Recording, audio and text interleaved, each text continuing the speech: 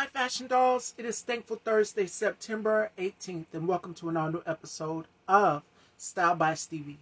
My very special guest today needs no introduction. She's been on the show previously. I'm super excited to have her here back with me again. And we're going to catch up, the little girl chat and see what she's been up to. She is an award winning actress, director, and podcaster. And I'm super excited to have her back here.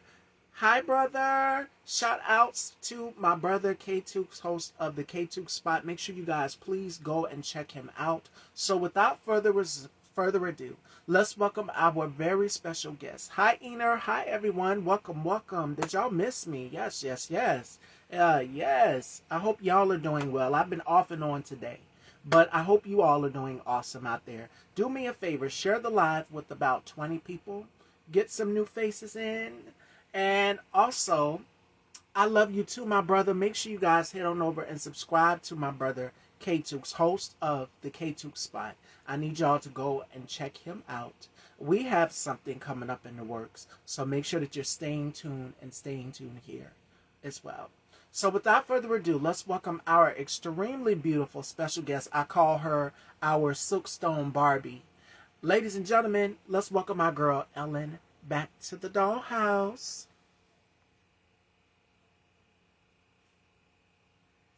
Make sure y'all go and check that replay out as well too.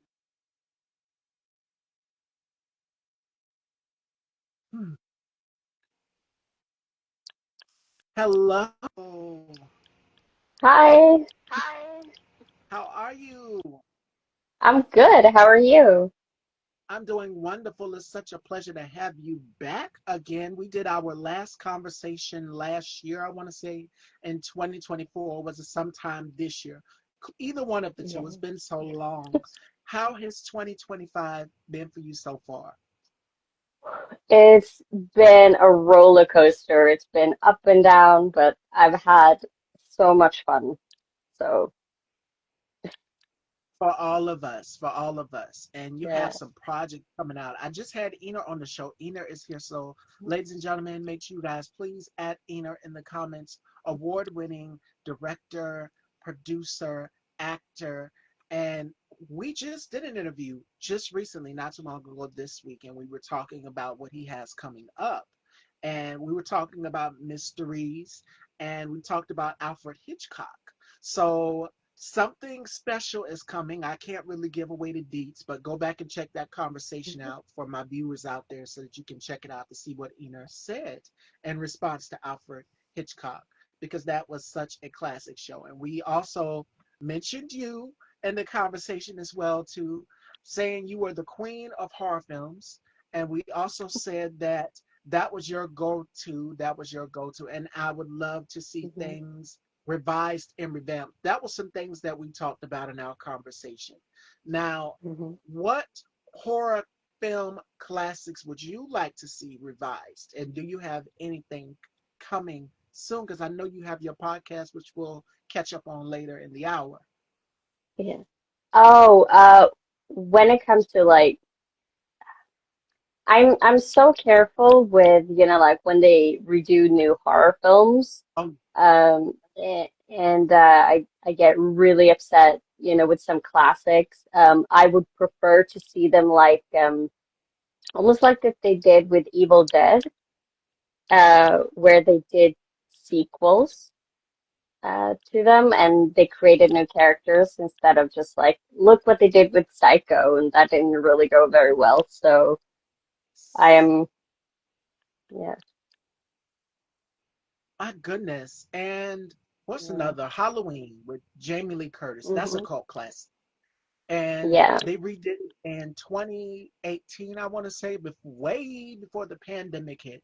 So I Hmm. agree, you have to be careful with touching iconic classic films. Like another one, we're big Maryland girls. We love Marilyn Monroe.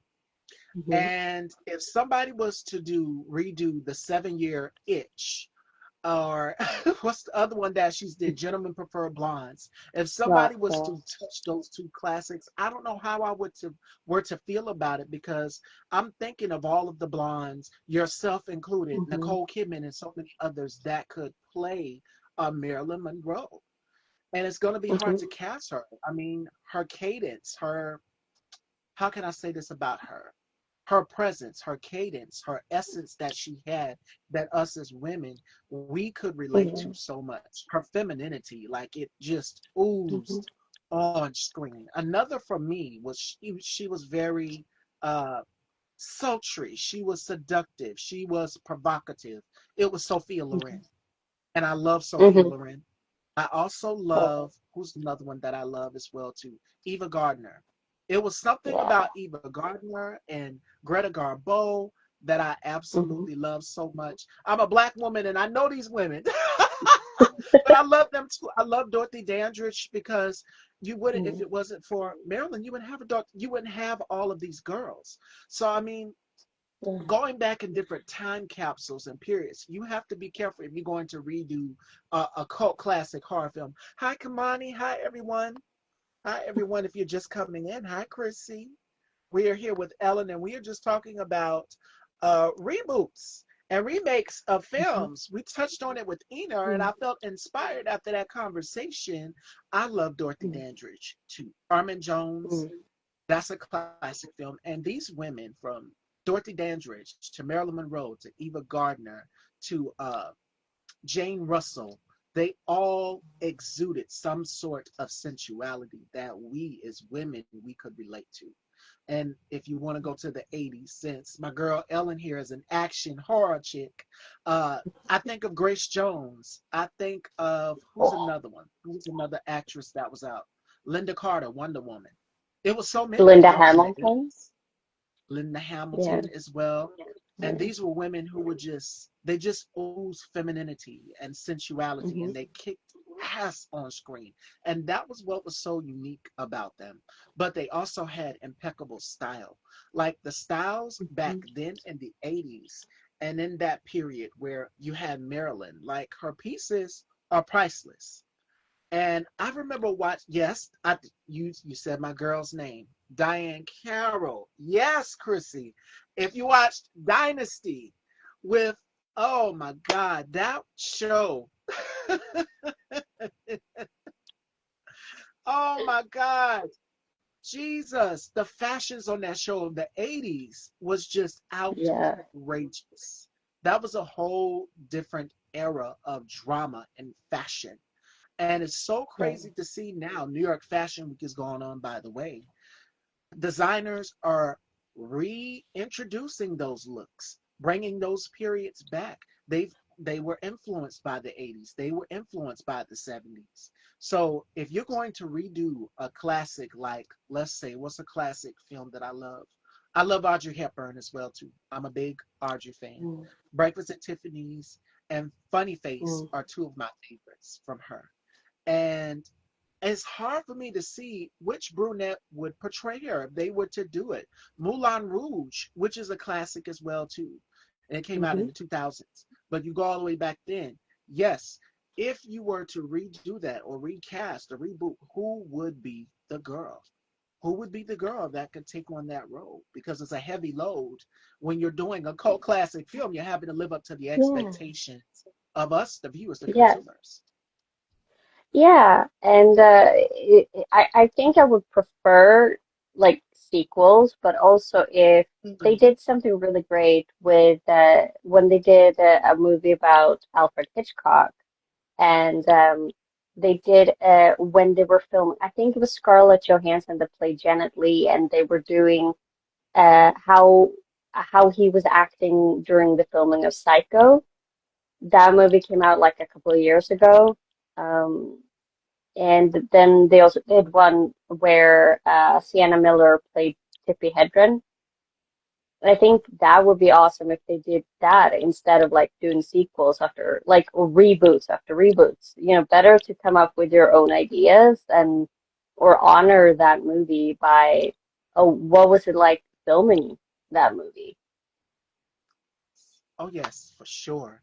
And when I was talking Hmm. with Ina, I was going through all of the mystery shows that I used to watch growing up. Like I said, Hmm. my mom was doing my hair one Sundays. It was like a self-care Sunday for me. And she had, the theme to Alfred Hitchcock. We all know the theme to Alfred Hitchcock.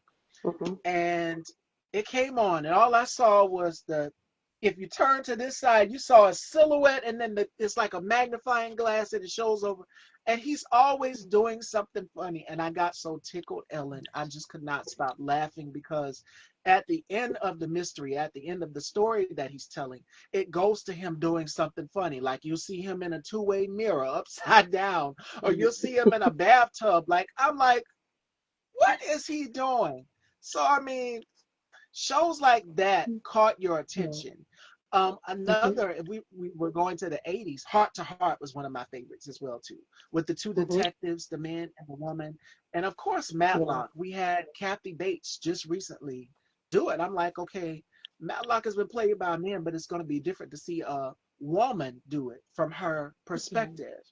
And Mhm. yes, Christina Aguilera. Now, she has no problem changing her hair color. And for that role, if you're going to do something particular, you got to change up your look. And actresses that are not afraid to push the envelope and change up their hair color, because I think she did it for Burlesque with Cher. She had a different hair Mhm. color as well too. Um, Mhm. oh, I'm trying to think. It's so many classics. Matlock, Columbo. He mentioned Columbo. Columbo is a classic show, and Yeah. we all grew up watching Columbo. What's another show that we Yeah. grew up? Diagnosis Murder. Oh, with Dick Van Dyke. I Gold, mean, that was Golden Girls, yes. Gold, All of and the Murder She shows. Wrote. Yeah, Golden Jessica Girls, Murder Fletcher. She Wrote. Yeah. Mm. Now, what woman could play the iconic Angela Lansbury's character, Jessica Fletcher? Who could play her? Oh, If they it has offer to be me a somebody blonde role to because she was play a blonde her, too. yeah, if they offer me to play her, I know I look way too young to play her, but I can play a younger version of her. I would be super honored, to just, you know, take on that role. I would be scared, but if I would love to play her. I'm not saying this just because I think I'm the greatest, but it would be an honor to just take on that role and just play.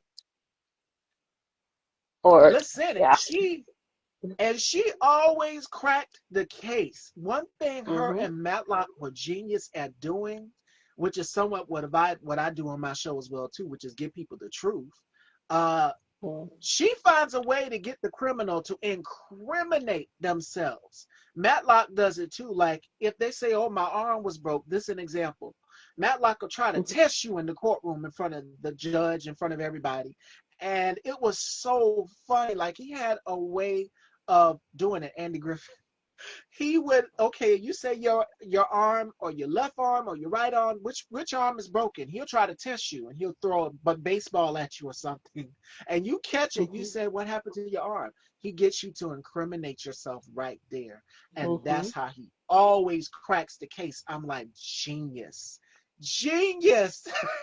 And he was so good at it. Jessica Fletcher was also genius at it as well too, and she'll go and they'll say, "No, ma'am, you can't be on the scene," because they would always rush her off. She was a writer. She was a mystery writer, but you Yeah. can tell that she used those attorney skills as well too to crack those cases, and that's what makes a great detective, is that you're able Mhm. to always. And yes, Ellen or Jamie Lee would be great to take on Angela Lansbury's character, Jessica Fletcher, because they always crack the code. Columbo was another one as well too.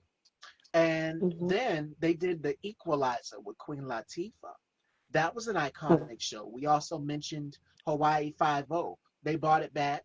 Charlie's Angels, where you had three women. Yeah. So I'm a Mhm. big Farrah fan, Farrah Fawcett. Hence the hair today. I love big Farrah hair. So Yeah. all of these shows, they redid a Charlie's Angels, but it had Christian Stewart. And then for the TV Mhm. show version, it was Mika Kelly. So, Mhm. yes, if you're going to do that, you have to make sure that it's spot on, that it captures the essence of that iconic classic show. You had Jacqueline Smith as Mhm. well, too, who was in Charlie's Angels. You mentioned the Yeah. Golden Girls. Um, God, I love Betty White. Y'all know I'm a big Betty White fan. And out of all of the women on that show, I would definitely either be Ma or Blanche. I'm a little bit of Blanche because I'm very flirty. And Blanche, she was just out there. She just didn't care. She was very flirtatious. Her Mhm. fashion, she was just over the top. And then you had Mhm. Rose. Rose was fun and quirky in her own way. And then you had Ma. So I feel I'm a little, and Dorothy Yeah. as well. So I'm a little bit of Ma, Blanche, and which other character? Oh, So, definitely uh, Blanche. so Blanche, Dorothy, the mother is Sophia, and then you have Betty. Mhm. So there were four women living together. I would definitely be Blanche for sure because she was flirty. Whenever a man would come to the door, she would always have to do the most. So that would be Yeah. me. So we're talking about rebooting iconic shows and redoing films or Hmm. reimagining them. And we see them do that Hmm. now with Broadway. Like, okay, here's an example, The Wizard of Oz. Love Hmm. Judy Garland. Love Judy Hmm. Garland. Love Liza Minnelli. That is a classic film. And I know the shoes that she wore in that film. I don't even think that we could pay to get those shoes. You gotta have some heavy money to get those ruby slippers that she wore in that film. I think it would be s- forbidden to do it. I mean, look what happened to Marilyn Monroe's dress when I mean, I don't want to shame, Kim Kardashian, but according to the guy who owns it, the dress got damaged. But I think it's more like because they lent the dress out to her, and Marilyn was only the one who wore it, and then she died. So I just feel like, no, you shouldn't have done that.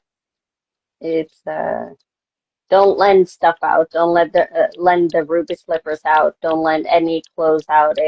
I would prefer wear a replica. I would rather have a copy like of the dress or of the shoes than wear the real deal.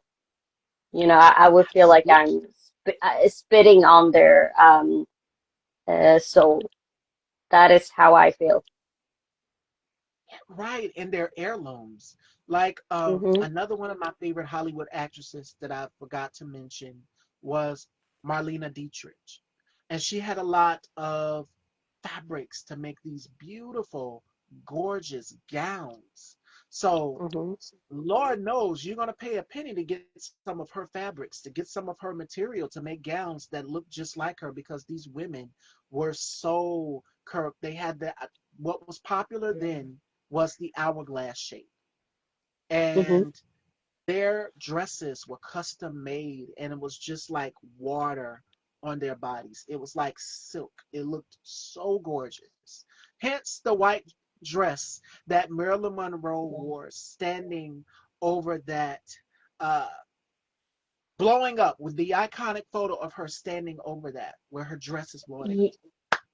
Yeah, from the trains, it was like the air shoot. I think it was that she was standing Yes. above, and then the train came, and I think she said it's delicious. I think, or it feels delicious. I have to rewatch the movie. So, but yeah, it's iconic. Just dream that is what these women represent. Uh, they're iconic. Yeah. Veronica Lake. I sometimes wear my hair over my eye. And the late singer Aaliyah, she started doing that. She took that trend after Veronica Lake because Veronica Lake was synonymous for wearing her hair over her eyes. She was drop dead gorgeous. And she was mysterious. So it's like, who is the woman hiding behind this hair? So it was always over her eye. Hmm. And it was so beautiful. You would see the black and white films with Greta Garbo, uh, and so many others. Ethel Waters. I mean, and then to see it in color as well too was a beautiful thing. But the Yeah. one for me, the dress that really got me that I would have to say that is also iconic would have to be Princess Grace. The white dress that she wore when she's sitting on the couch. It's like midnight, after midnight. And the gentleman Yeah. friend, I think he was on the phone, and she comes in and she just sits on the couch with her diamonds and the white dress. Gorgeous. Yeah. Iconic. If you Super. know the film, you know the film. Princess Yeah. Grace Kelly. Isn't it it's an Hitchcock movie. The window. Oh, God, I'm terrible with this. Uh, Now I have to Google it. I do apologize if I seem distracted, but it's like Grace Kelly. I- It's Window movie. Rare Window. Rear Window. Yes. And the diamonds were sparkling. The white dress Hmm. was so crisp. She looked divine. And Yeah. back then, Dior, custom Dior was a thing for a lot of these women. Or they got it custom made to fit their bodies because I said they were very petite. Hmm. They were very curvaceous and petite. And the gowns, when they put it on, um, oh my God, it's another actress as well too. Not Veronica Lake, um, not Heidi Lamar, but she also too had very wavy like hair, and she was getting up and she performed, and she had the elbow gloves. It was a black and white film. I cannot remember her name right off the bat, but we all growing up wanted to be these women. We were just like, wow, we Hmm. were enamored. Sid Charisse is another one of my favorites too. Very spunky, very Yeah. bold, very fearless, and she owned it. Oh my Yeah. God. But one actress I really love, it's Bette Davis. I thought like it's those big eyes. She was very tiny, but she was a very, very powerful actress, and she always had like she always looked good in anything she wore, and so she had like one of those like her style was just amazing, super amazing. And of course, Audrey. Audrey had so Hmm. many looks. And Funny Face, where, and My Fair Lady, I forgot about that one as well, too. My Fair Lady. Eliza Doolittle, where she had the smoke on her face and they went and they remade her. Barbara Streisand as well, too. And I cannot remember the name of that film, but she had the chandelier headpiece and the crystals on the gown. Hmm. It was beautiful. I was just enamored. And at the time, Bob Mackie, who designed for Cher, who's designed for Tina Turner, who's designed for so many actresses and singers, also started doing dolls, started making the gowns for dolls. And I have a few of those Hmm. dolls. Right now, the one that I'm looking at from Bob Mackie is the African American doll, and it is called Ruby Radiance. And she is gorgeous. So when I look at the headpiece right now, because she's up there where my awards are, uh, Hmm. um, the first thing I think of is Barbara Streisand in the film. I just cannot remember the name of that film where she had the crystals in the headpiece. It was just like a turban. It was so gorgeous. Phyllis Hyman, yes. Yes, yes. She wore a lot of extravagant hats that were very over the top. And if you go into the 80s, which we touched about, the 80s was all about the drama. It was all about Yeah. having the over exaggerated shoulders. Um, I can think of Tanya. It was Tanya Roberts, Grace Jones in View to a Kill, James Bond. That was the first film that my father Hmm. introduced me to. And the scene where they had the butterfly, they were in Paris. Was it Paris in the Eiffel Tower? And the scene with the butterfly, I'm like, who is this tall, long body? There was no face. And the body just jumps out. You see him jump out the building off into somewhere else. It was Grace Jones because she was so tall. She had a runway model's Yes. body, and she was a model. And I said, oh my God, I want to know more about this woman right here. I've seen her in Conan, but she looked completely different.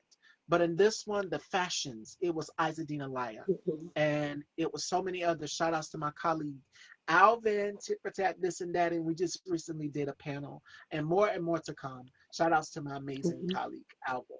And Funny Girl, yes, yes, yes. Mhm. But View to a Kill, Grace Jones and Tanya Roberts, the fashions in that film. We know the 80s was all about the shoulder padding.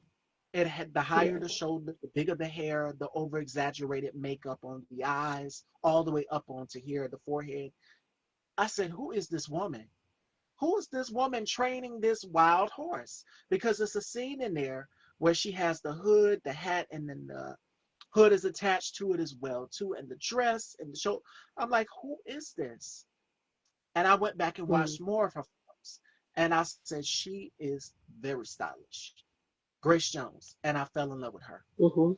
Another for me would have to be in the 80s, would have to be Joan Collins and Dynasty. It would have to be Oh, Dominique Devereaux, Diane Carroll. I'm like, yeah. how y'all gonna slap each other and punch each other and roll on the floor and look gorgeous at the same time? How many That times did was the y'all rehearse this 80s. scene? I mean, if I want to hit somebody, not that I want to hit somebody, but if I'm gonna hit somebody, I'm gonna look good, and I better look good after I've had like a fight with them because I better like just walk away like a goddess. And that's what they did, like as soon as they had those soap opera fights, they threw themselves in fountains and they still looked good.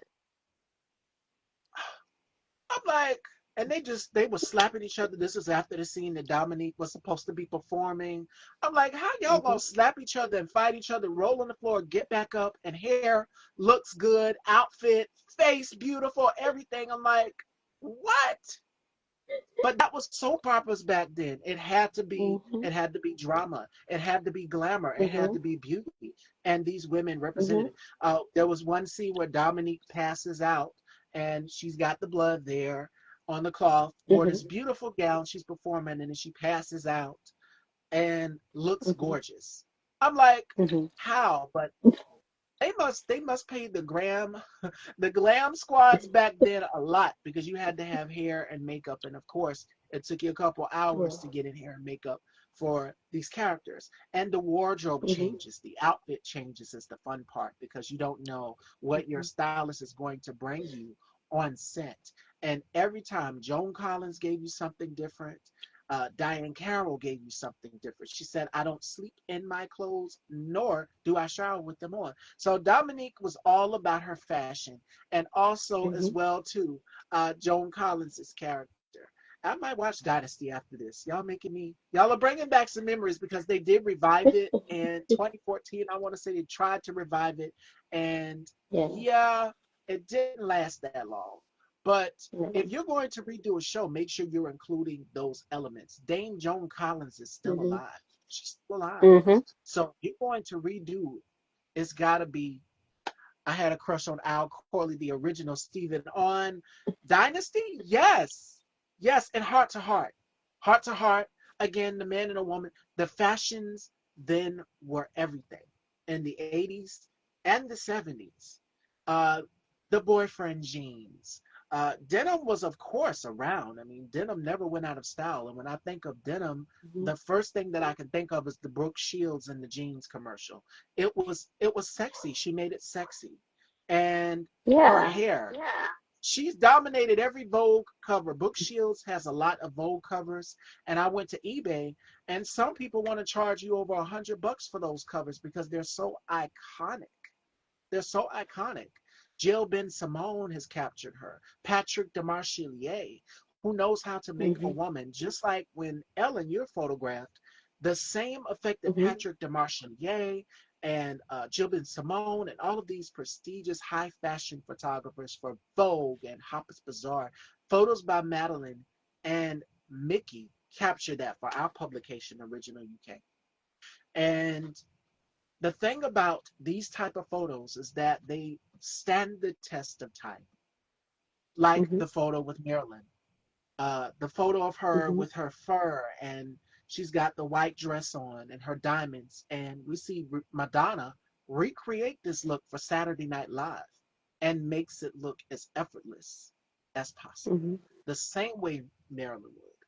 So these are things that should be cherished. And I know as it pertains to the Wiz, because I love the Wiz and I love the Wizard of Oz, those golden slippers, those Mhm. ruby colored slippers. My bad, I say golden. Mhm. I'm thinking about Emerald City with the gold and the green and everything.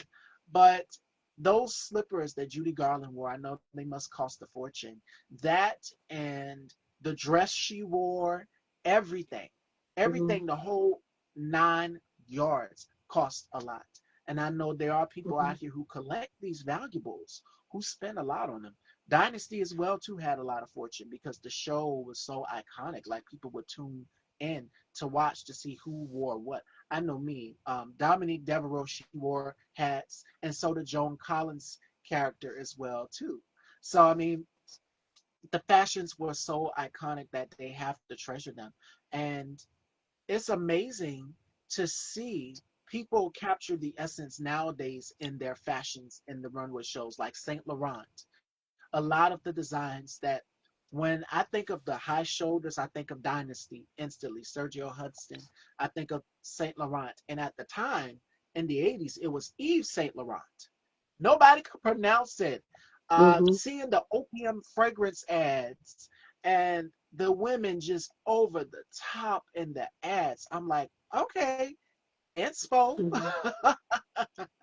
And the Christian Dior poison ads were what drew me in. Like it was just even the advertisement, the commercials, it's like, okay, I gotta smell this. What is it about this Mhm. fragrance? You got an actual live panther in the commercial, and the woman's Mhm. hand is gliding over the bottle. You guys have to check the commercial out. Christian Dior poison and the 80s. Like the 80s was about the drama. Mhm. It was about drawing Yeah. you in. It was about the sensuality. It was about the femininity. It was about being over the top and just glamorous. So that's where I get a lot of my fashion inspiration from. It was all about Mhm. showcasing sensuality. And as we forward into the 90s, you have Madonna, who is one of my favorite female pop artists of all time. Along with Janet, I love Janet as well too. But Madonna, the cone bra, John Paul Gaultier. I know Mhm. that must cost a fortune as well too.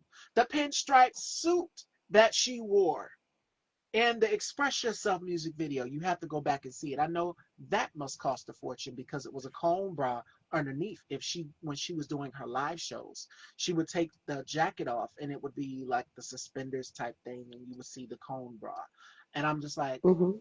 wow. And she had her ponytail, her signature ponytail and the red lip. Mhm. I'm like, oh, this is Yeah. sickening. This is sickening right here. She's killing it. So Yeah. many amazing, iconic fashions and periods and time captures. And I believe that these things shouldn't be touched. But if you're going to reimagine them, do them the right way. Make sure you give us that essence, that feelings, because people love the stallion and they'll pay a fortune Yeah. to hold on to those memories from museums. If it's Andy Mhm. Warhol, there's a portrait that I dream about having one day. And it is a portrait, a Warhol portrait of Diana Ross. And I'm a big Diana fan.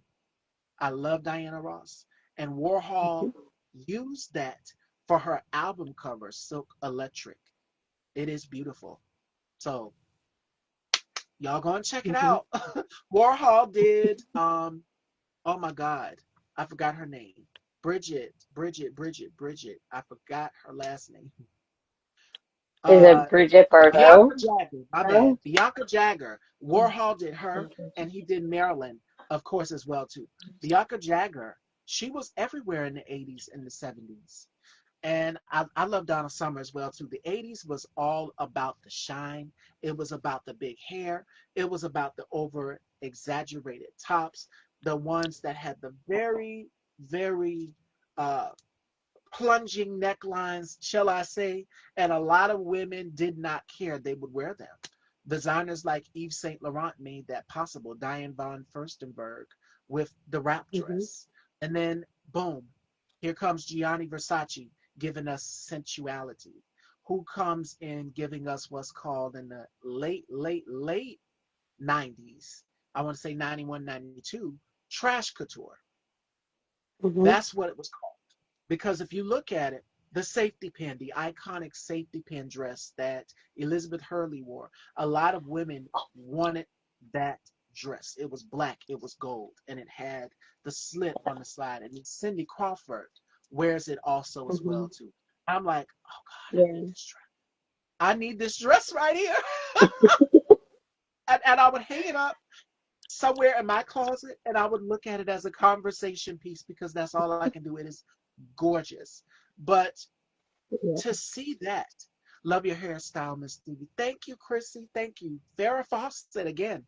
Farrah, Mhm. Charlie's Angels was another one of my favorite shows. Farrah Fawcett was the ultimate style icon. And I think a lot of us women Mhm. wanted to be just like her because of her hair, because of her style, and just her cadence. If not her, Mhm. then I could go back further. Elizabeth Taylor, ultimate Mhm. style icon. And I know Yeah. that People magazine, or was it one of the, I think it's Home and House Beautiful, one of the magazines did like a, after she passed, a tour of her vanity where she had her Mhm. lipsticks, her perfumes, her brushes. It was just so beautiful. And I was like, as women, we get envy, Ellen. We get envious of another Mhm. woman's vanity or her closet. Like Sex in the City for me. I'm a big Sarah Jessica Parker fan.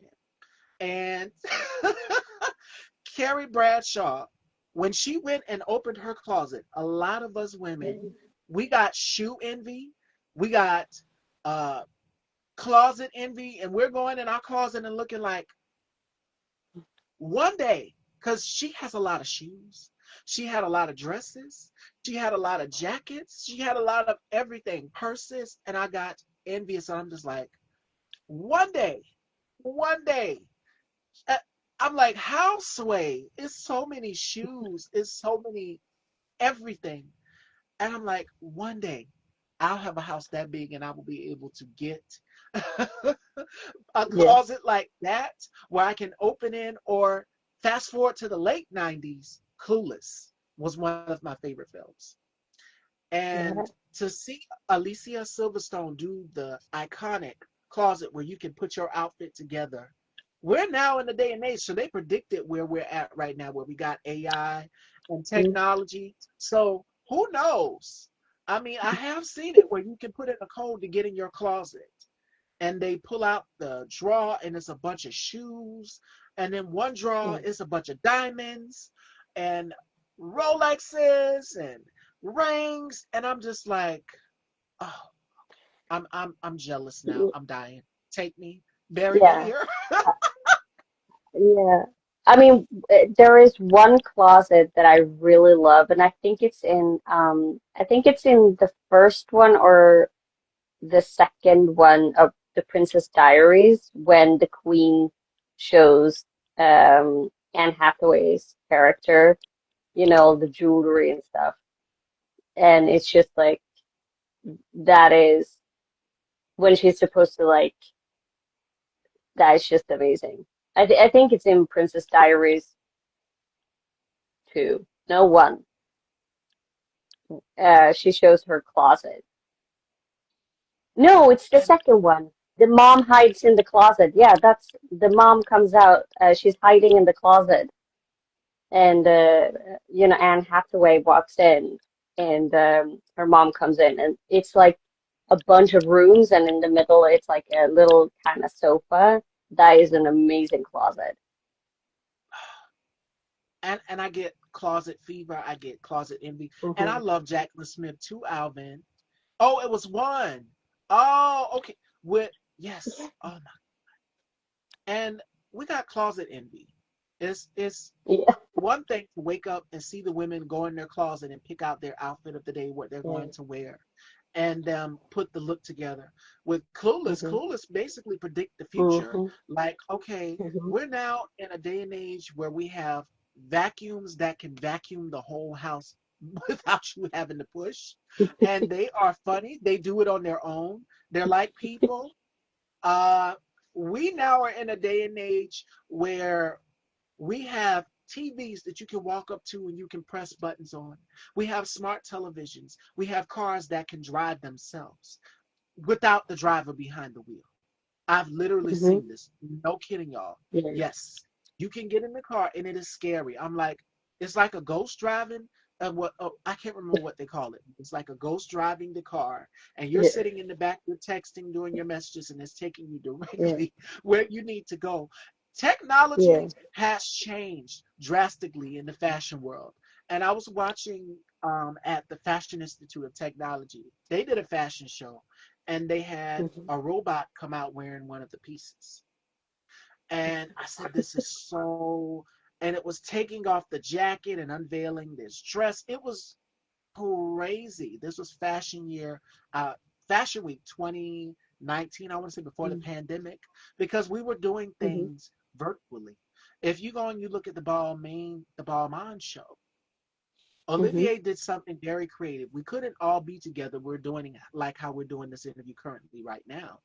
And they Mhm. had, you know how MTV used to do it with the televisions stacked, how it was so old in the 90s, giving you that nostalgia, almost like a camcorder VCR effect. Mhm. When Balmain, Olivier did that, you had Chris Jenner right here. You had Jennifer Lopez on one TV. Chris Jenner was on one TV. I can't remember who else was there. Kylie was there. They were all on televisions, and the televisions were sort of like in a disarray. I said, this is creative. People became creative when the pandemic hit, as it pertains to the fashion industry, as it pertains to Mhm. beauty. Of course, people were still going to Sephora, but it was limited. You could do everything online. Mhm. But Clueless basically predicted the future. Now, women Mhm. have, if you go back to the Jetsons, uh, the iconic rotating closet where you can just, it'll spin around and you can get your outfit out of there. Like, my God, my God, my God. So, so crazy how movies can predict the future of what is to come with fashion and beauty, like they were currently ahead of their time. And even Mhm. as we go back, we look back, a lot of these fashions are repeating themselves from Marilyn Monroe to Greta Garbo to Veronica Lake to so many, to Jane Russell. It's so many, Mhm. very few and in between, that have given us beauty, that have given us grace, and their films will last the test of time. So, Mhm. horror films, let's go to the horror film side because Ellen is a big horror junkie. I am as well too. Yeah. Um, we touched on the beauty side, the glamorous side, but the horror film side for Mhm. any horror film lovers out there. Prom Night with Jamie Lee Curtis will always stand the test of time. And I'm not sure if they made a remake, but here's some breaking news. Carrie, which is a Stephen King project. Yes, Carrie. Remember Sissy Mhm. Spacek? That was a classic Mhm. film. Yeah. It's going to be made into a television series in 2026. I'm looking forward to Ag- it. Again? And like, okay, because I remember Chloe Grace Moritz redid the remake for Mhm. Carrie. So I'm like, how are they going to do this? Because there was a Carrie 1 and then there was a Carrie 2 with Emily Burgel is her name. That was Carrie 2, The Rage, and that came out in Yeah. 98. And then the Yeah. original Carrie came out in like the 80s with Sissy Spacek. She was very young in that film. Yeah, I think they did like either a TV movie or like a mini series of Carrie, Mm. and in the end, I remember the ending because um uh she doesn't die, but she's driven off, unless it was Yes, based to on another, exactly. yeah. They've read it. They did it like I want to say. Okay, Chloe Grace did the third one. The second one Hmm. was the one that you said that came out in like I think it came out in the 2000s though. It came out in 2002. She didn't Yeah, die I in think the so. end though. She drove off with Mm. her friend, the friend who was there to try to Yeah. stop whatever. But Mm. the first one, yes, she did die. She rose up from the grave. Her friend bought her flowers, and that scene was iconic. Like you pulling somebody down, like, no, oh no, I ain't forgot you. I'm gonna pull you right down here with me. Yeah. Iconic. So Carrie, I'm excited Hmm. to see this because Matthew Dillard, who did Scream Mhm. is going to be in this one. So remember they Mhm. bought the Scream TV series, I think I want to say in 2018, 2017. And Mhm. we had to tune in every night on MTV to see that episode. You had Teen Wolf as well to see what Mhm. was going to happen, who the killer was. I love Mhm. films like that that keep you on the edge of your seat, like predicting like who did it. It's just like Yeah. with Murder She Wrote and Mhm. who Matlock. You see the person committing the crime, and Matlock gets them Mhm. to incriminate themselves. But shows like Murder She Wrote, she gets them right there to admit to the crime, and they're not even in the courtroom. So Yeah. shows like that. Scream is an iconic cult. I mean, there was a Scream 4, there was a Final Scream as well too. Um, Mhm. that just can't be duplicated, but they just keep getting better and better over time.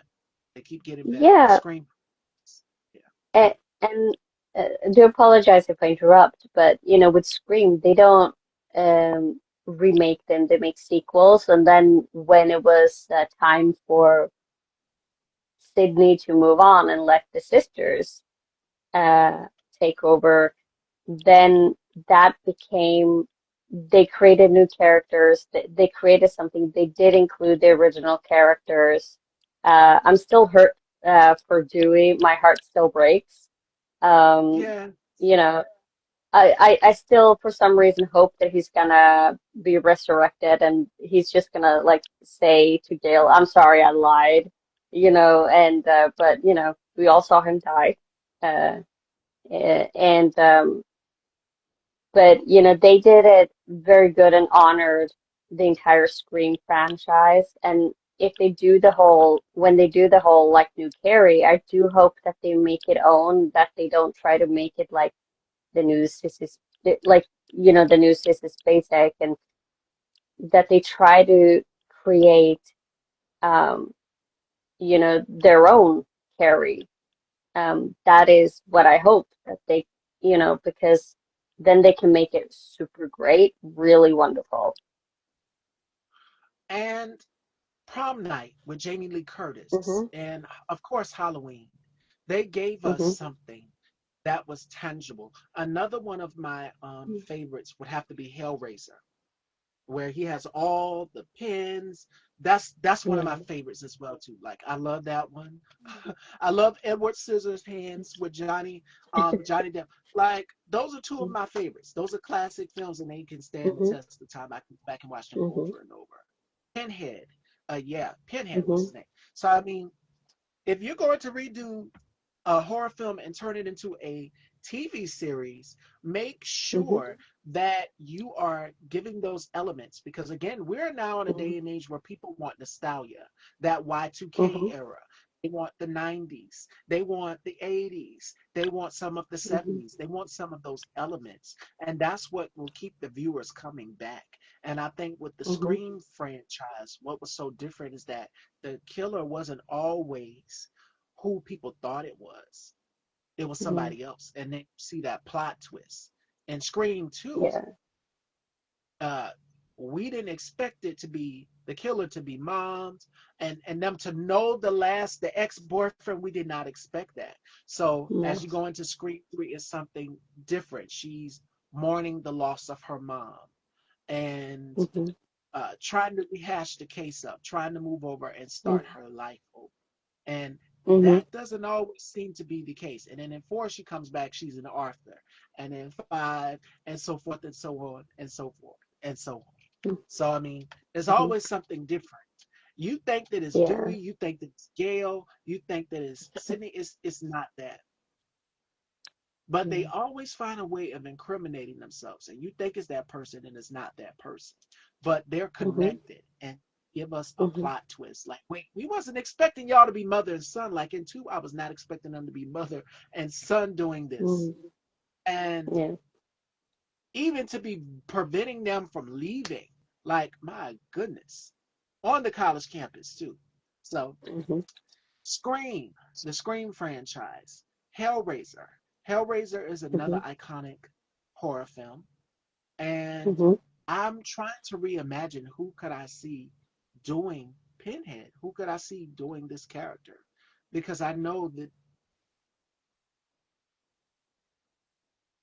It's so difficult, you know. Oof, It, I mean, to step into these shoes and, create this character and try to make it your own, it's so difficult. And uh, I I wish that that actor who takes on that role will make it their own and uh, absolutely do the best that they possibly can because they know that they will have a bunch of fans who will go absolutely insane. Like if any disrespect towards the character is made or the film. Um, I mean, I love my community. I really do. They've been very supportive and but I am myself a horror fan, so I know how crazy I got. I got like super insane over the whole Evil Dead, and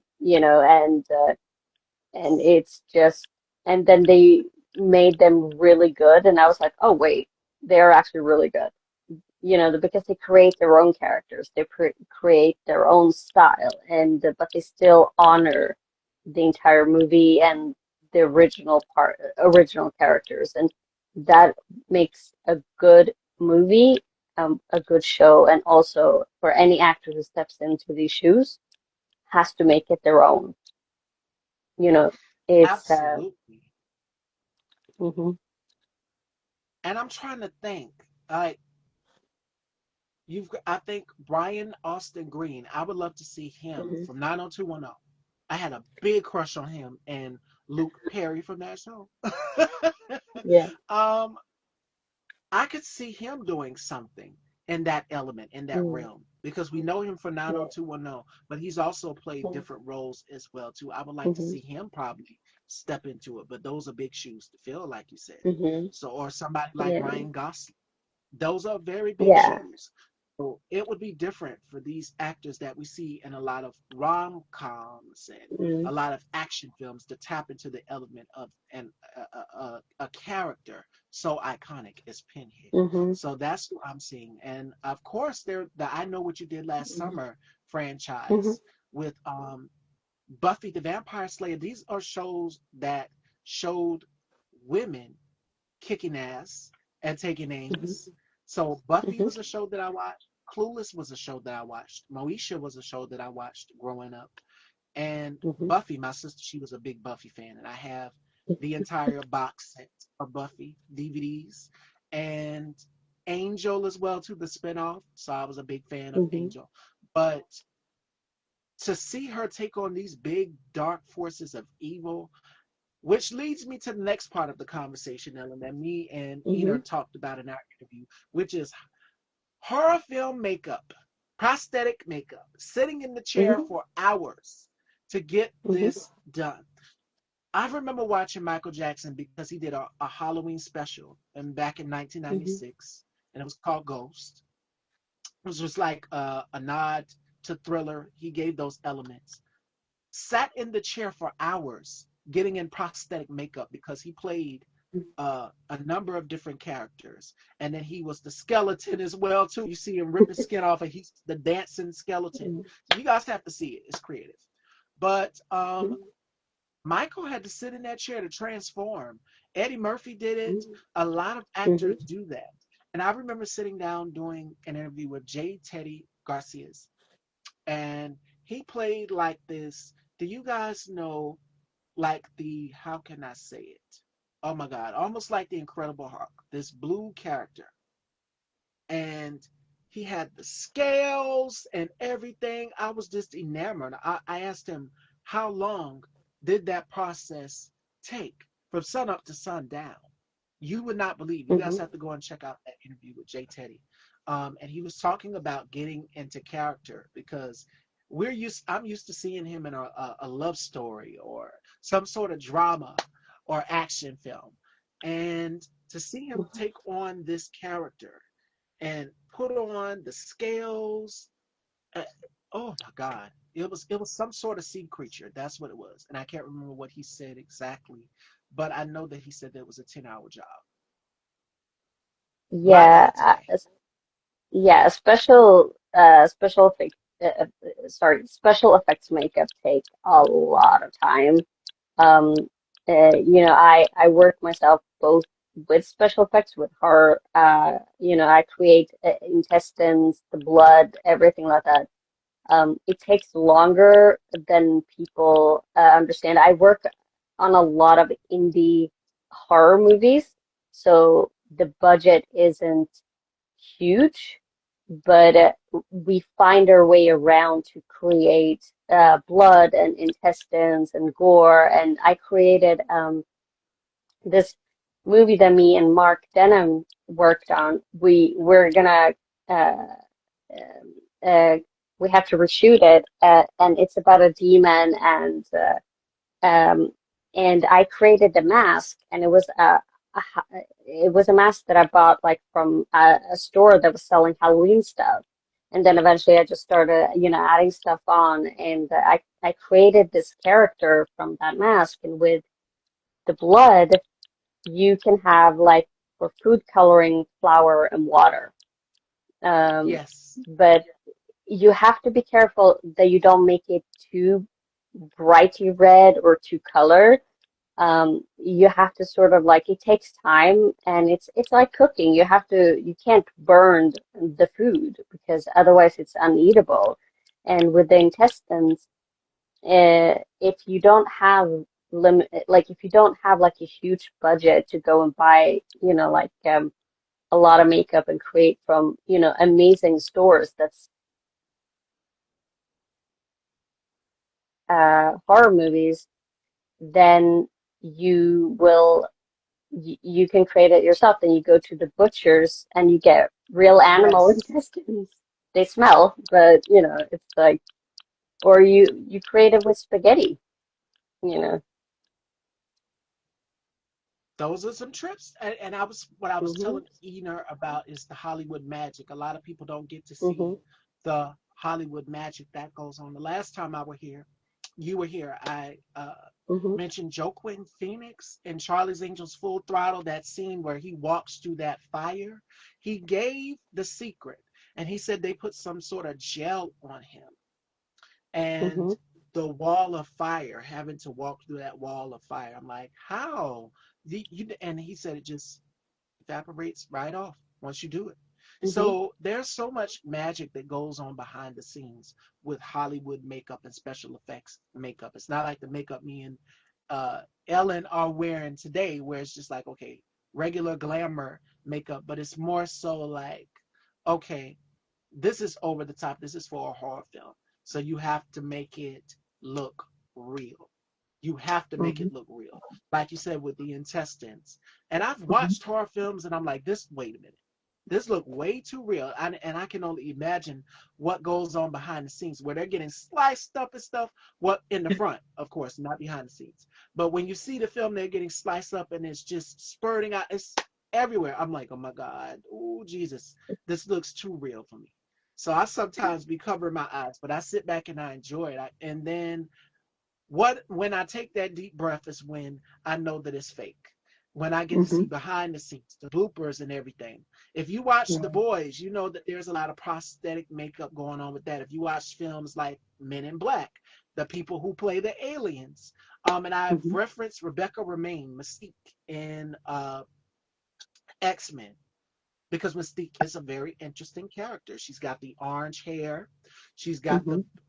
blue body makeup, and I can only imagine how much it takes to get her painted from head to toe and then to add the scales on her skin.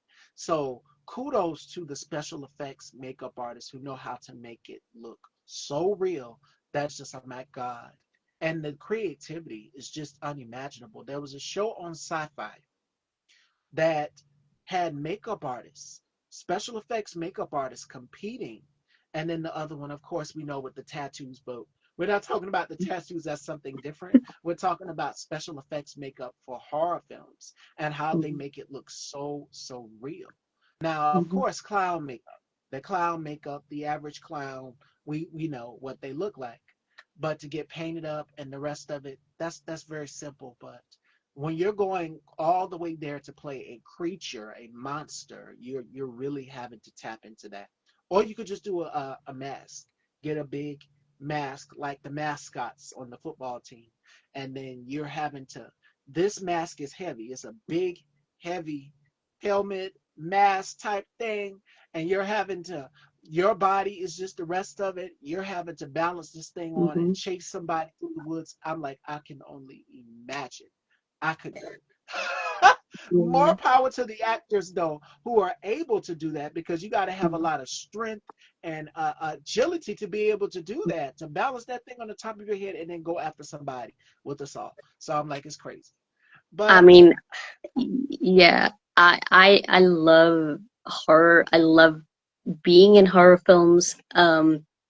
When that, like blood is, when you're covered in blood and intestines everywhere, and like, and eventually, like, you know, you don't want it to end when you're filming. You just love it, but it's like, I mean, I'm excited every time I go on set, and they're like, "Oh, so you're gonna be a zombie, or you're gonna die, or like, oh, you're gonna like be a cannibal and you're gonna eat somebody." I'll be like, "Yay!" I get very super excited because it's so fun on set. I just love it. yes, yes, yes, yes, yes, yes. Uh, Horror films reimagining. There's a lot of people that want to see reboots for horror films, and Mhm, I think they know the ins and outs now of what it takes to make those films look so surreal. Because when we're watching it in real time, like Final mhm, Destination, that was the mhm, one that I got introduced to through my mom. My mom used to watch the Final Destination franchise, and then of course Scream as well too mhm, years later. But to see the magic behind the scenes to make it look so surreal, and the makeup artist is having to go back and touch up the special effects makeup artist goes back and touch up and make it look so mhm, surreal, like a wound or a scar or you injured, like they know how to make it look so real. And you're having to bring this character to life. You're portraying this monster, this creature, and I can only imagine what it's like to have to get out of all of that body paint once it's done. Once you got the final closing shot and that director says cut, and then you have to get out of all of that. yeah. For Rebecca Romaine, I feel for her because X-Men is such a iconic comic Mhm, classic, and Mystique is a character that is beloved. And I can only imagine with her having all this body paint on. I was watching Sports Illustrated, and mhm, they were painting on like these bathing suits on the models, and then when they took it off, I'm just like, wow. So it's magic in prosthetic makeup. It is mhm, magic in it. And these artists who are working on these horror film sets are bringing the vision of the director to life. Like Stephen mhm, King is the king of horror films. If not Stephen King, then you have Quentin Tarantino. From Dusk to Dawn will always be a mhm. classic film with the vampires. We all know that. Yeah, And I love Salma Hayek as well too. yeah.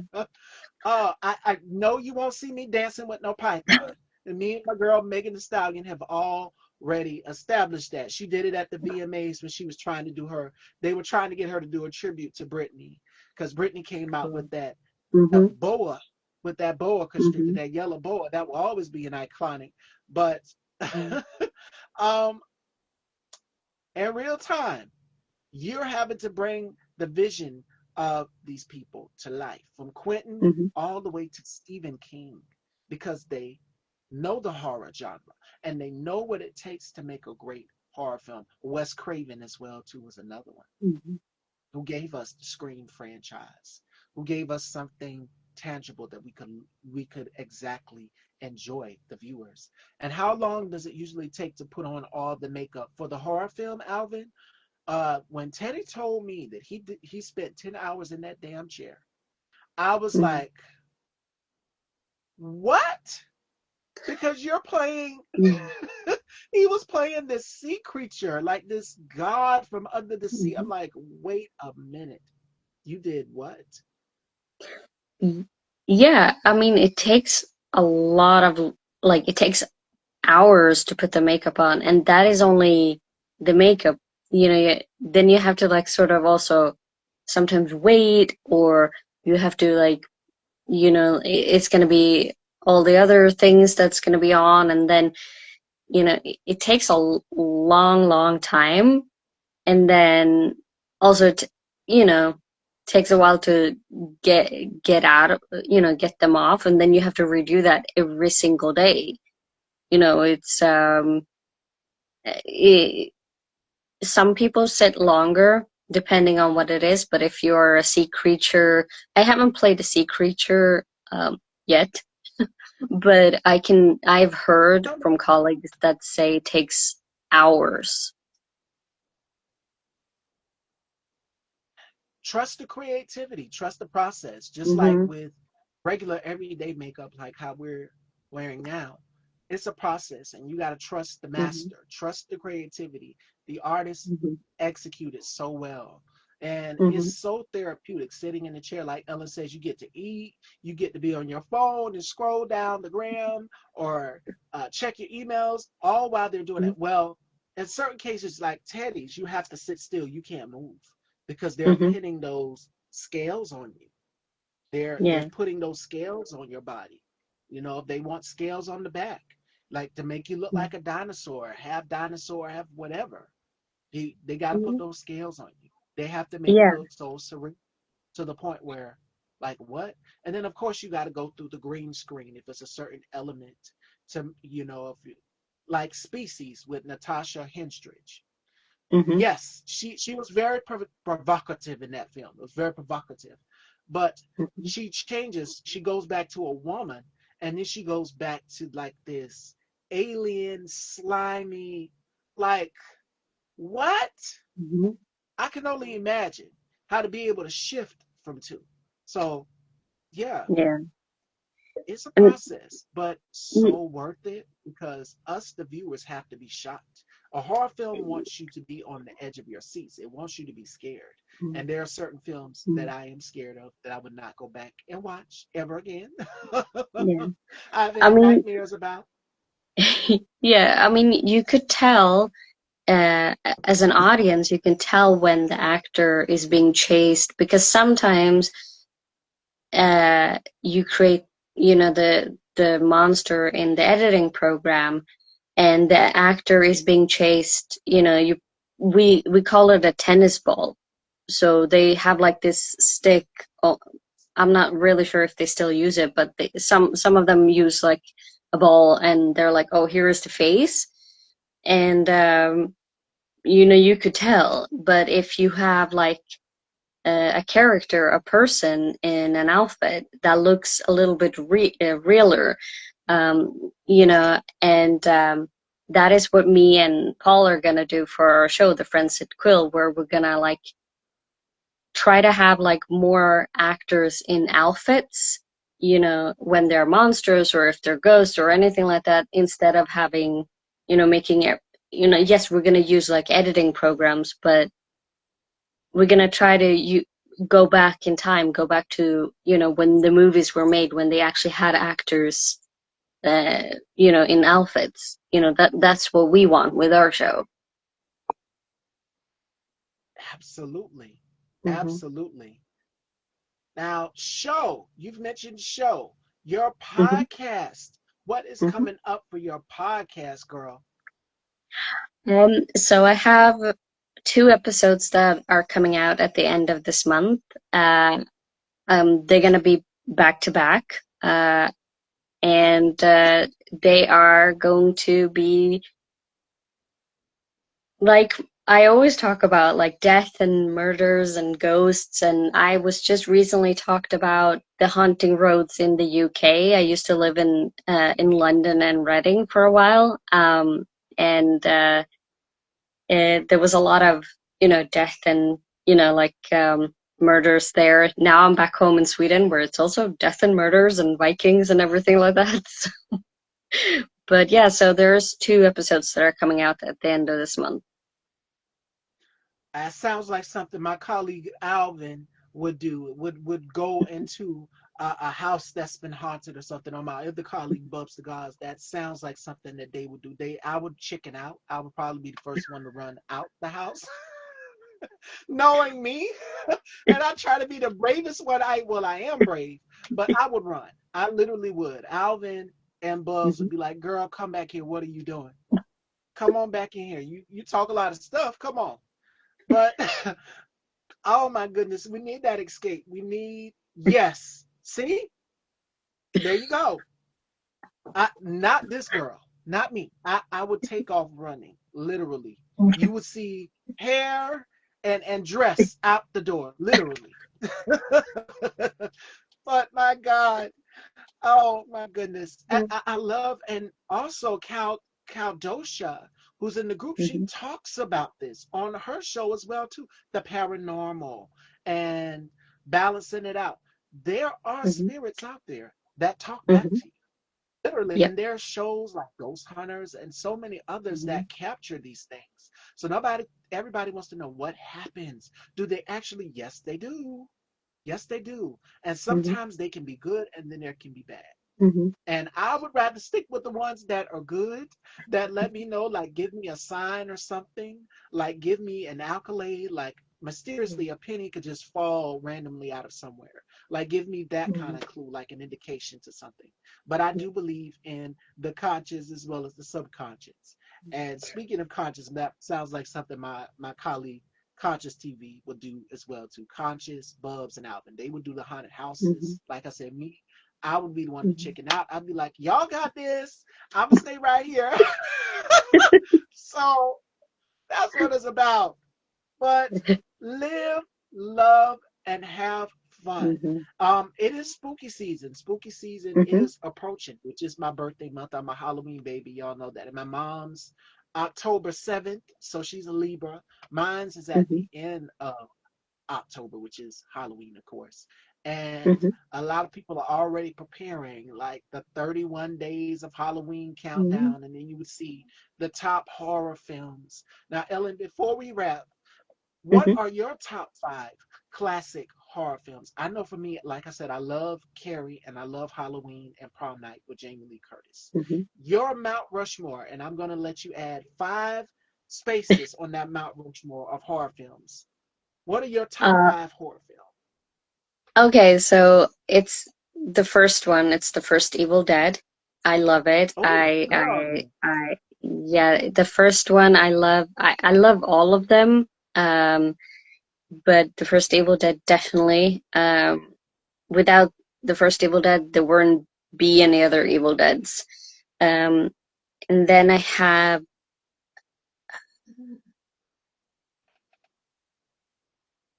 uh, actually,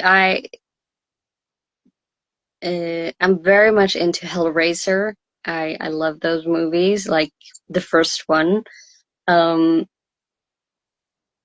then it is, there's so many I love.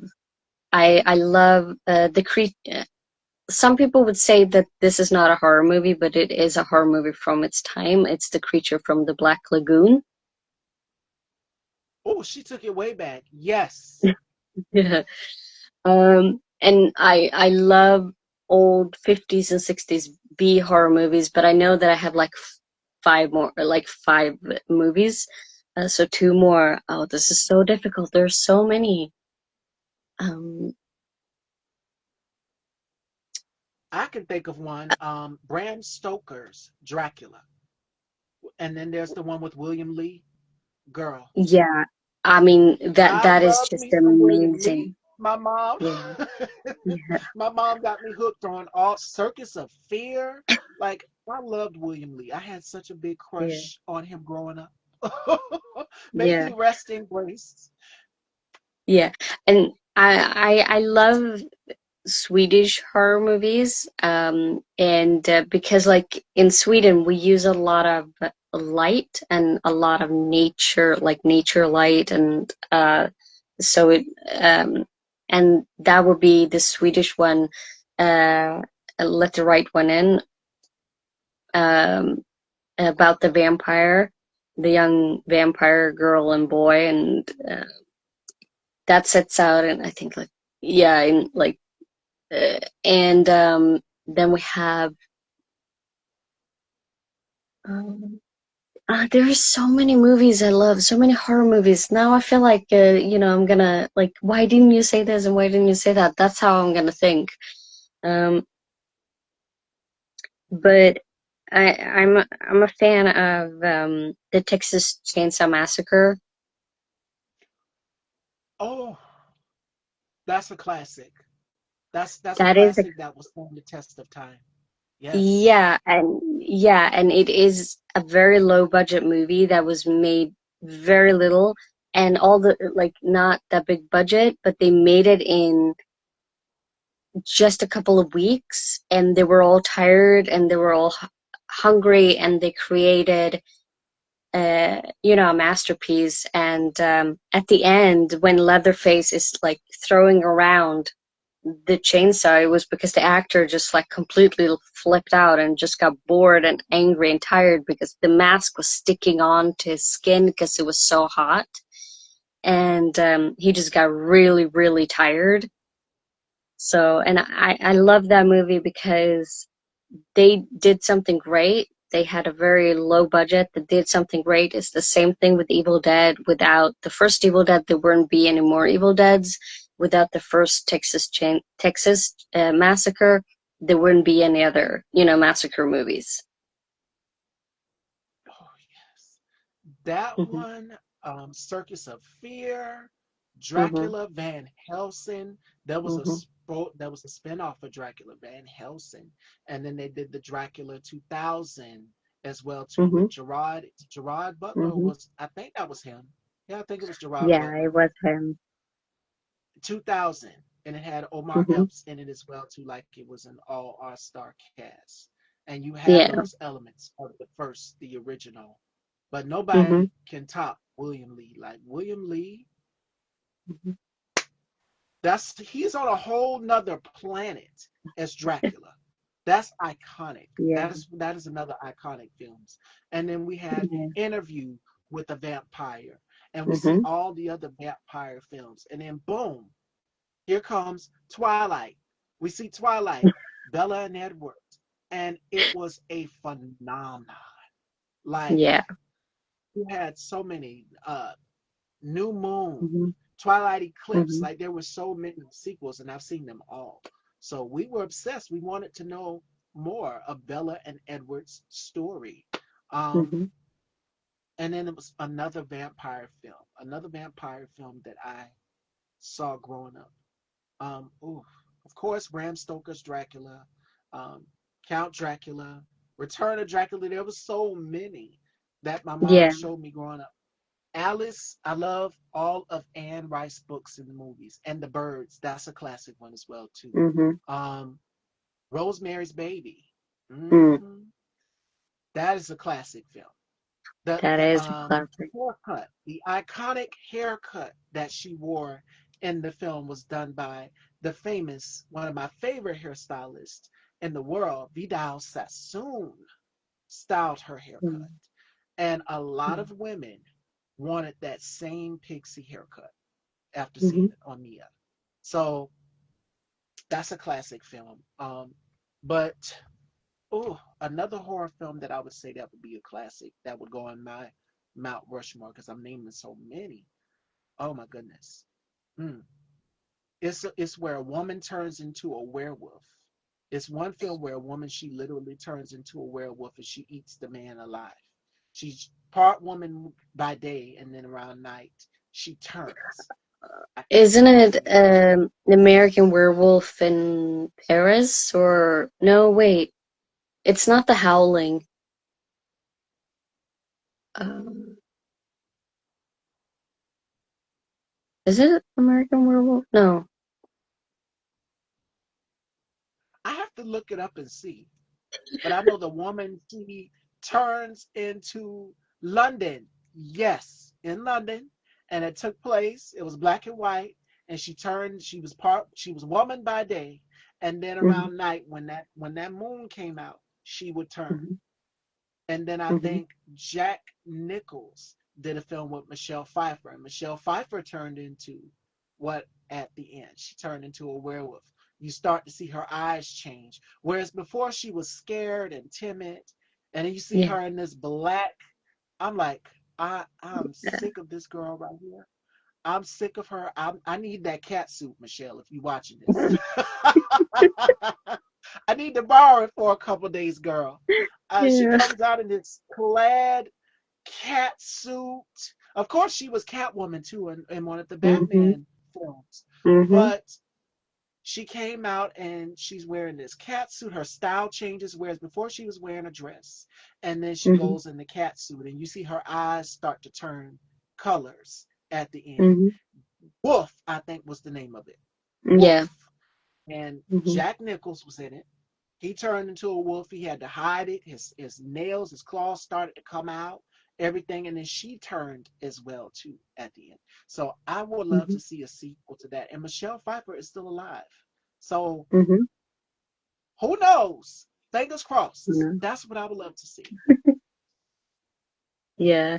Well, yes, yes, yes, yes, yes. We touched on a number of things in today's show, from glamour to horror films and remakes of horror films. And Mhm. Ellen's podcast, EMN episode 2, will be dropping pretty soon. So make sure Yeah. y'all go and check out Fashion Dolls. Go and check it out on Spotify and other platforms as well too. So before we let you go, Ellen, any gems or word of encouragement that you would like to give to young women and young girls, because you have a lot of young girls and young women who look up to you, as well as myself, both of us seeing us here. What gems would you give them going into the rest of the year? Um. Because it seems like the year went by so fast. Oh my God, it went.